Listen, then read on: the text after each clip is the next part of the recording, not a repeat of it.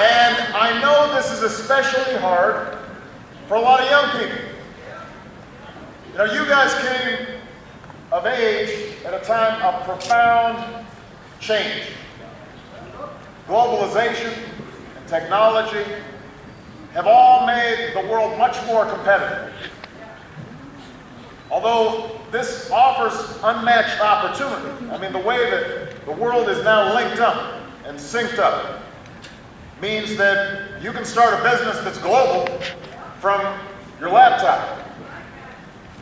But it also means that we are going to have to adapt to these changes. And for decades, too many of our institutions, from Washington to Wall Street, failed to adapt. Or they adapted in ways that didn't work for ordinary folk, for middle-class families, for those aspiring to get into the middle class.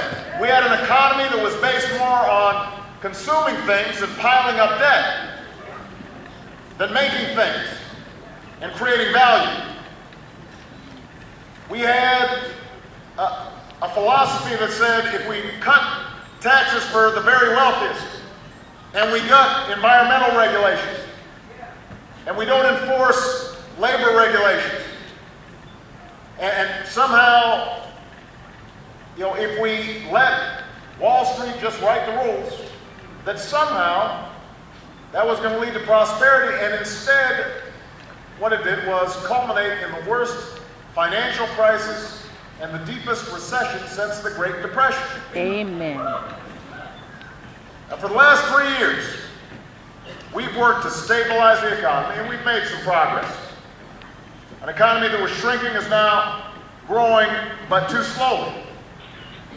We've had private sector job growth, but it's been offset by layoffs, teachers, police, firefighters, and public sector. And we still got a long way to go. And now, as you, young people, are getting ready to head out into the world, I know you're hearing stories from friends and classmates and siblings who are struggling to find work, and you're wondering what's in store for your future. And I know that can be scary.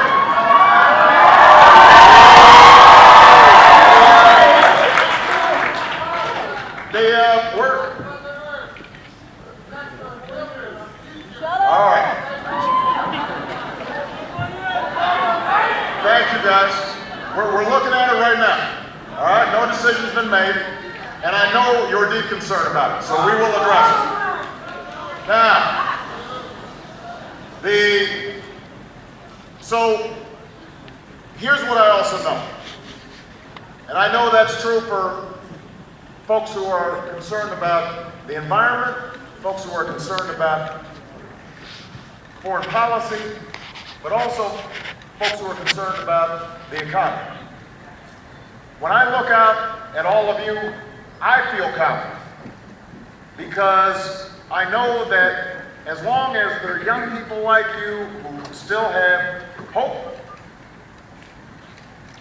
and are still inspired by the possibilities of America, then there are going to be better days for this country. I know that.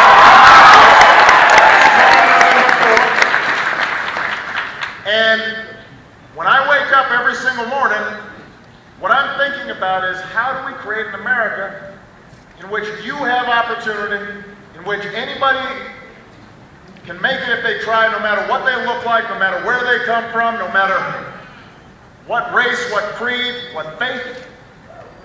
And the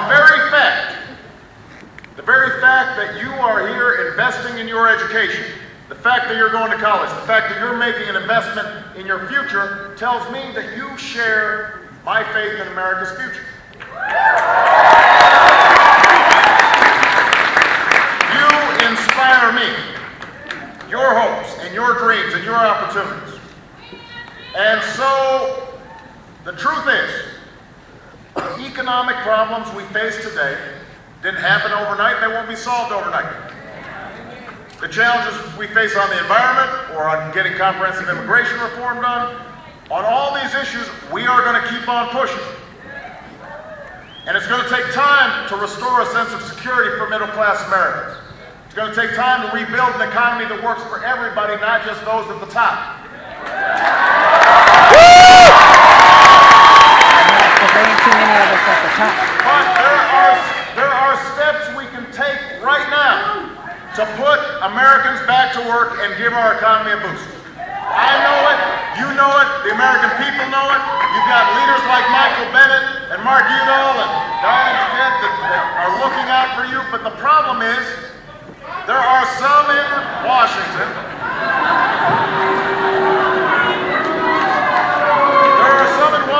who don't seem to share this same sense of urgency.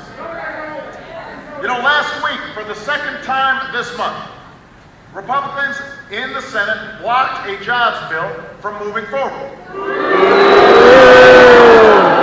Now, this is a jobs bill that would have meant nearly 400,000 teachers and firefighters and first responders back on the job. It was the kind of proposal that in the past has gotten Democratic and Republican support. It was paid for by asking those who have done the best in our society, those who have made the most, to just do a little bit more. And it was supported by an overwhelming majority of the American people.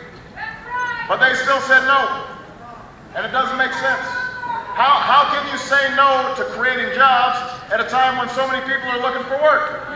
It doesn't make any sense. It doesn't fit their agenda.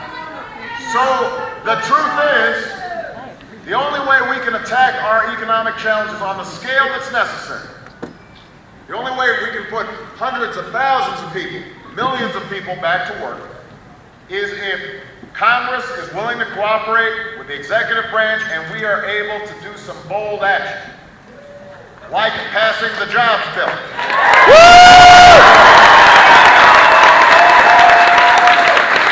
And that's why I'm going to keep forcing these senators to vote on common sense, paid-for jobs proposals. And I'm going to need you to help send them the message. You don't need to tell Michael Bennet, he's already on the page. But I'm going to need you guys to be out there calling and tweeting and